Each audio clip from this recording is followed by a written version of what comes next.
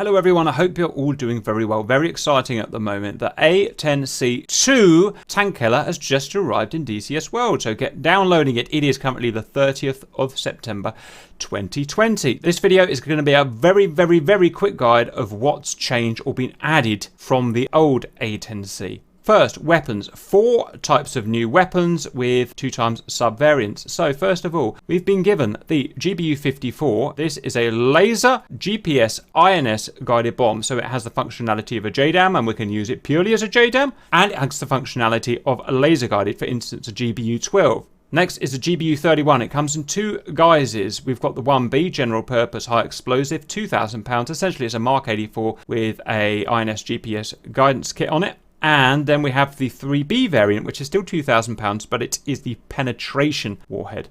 Next, we have the AGM-65 Lima. This is a laser-guided Maverick that we can, again, self-laze or buddy laze. It is similar to the AGM-65E that we have in other aircraft, but it is a later and upgraded model of that. And finally, everyone's favourite, of course, the laser-guided rockets. The APKWS come in 2 variants. The Mark 282 MPP, essentially that's going to be a penetration model, or the traditional 151 high explosive model. We can have them in pods of 21 or pods of 7. And for all of those weapons, we will do separate tutorials showing exactly how to use them in the next few days. Next, the cockpit. We have 2 options with the A-10C2. We're going to have weathered or new, fresh from the factory. As you can see here, if I try and hold that still, we have weathering in this version here.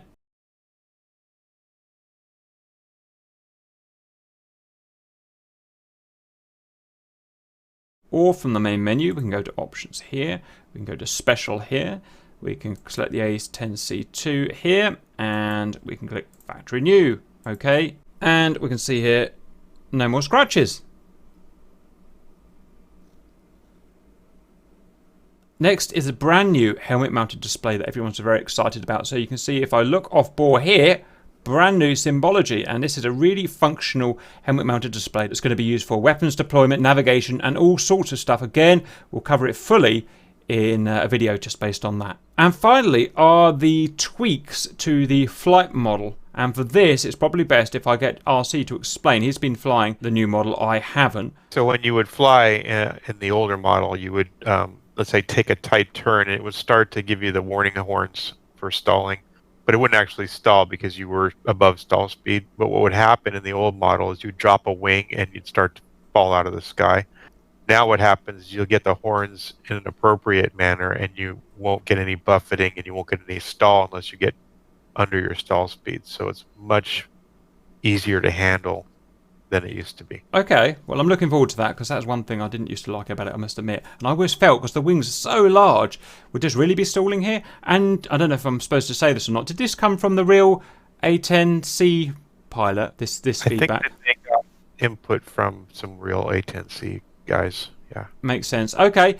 Right, so those are the summary of the changes from the A-10C to the A-10C2 in DCS. I look forward to examining them in more detail. Otherwise, I look forward to seeing you guys in your A-10C2.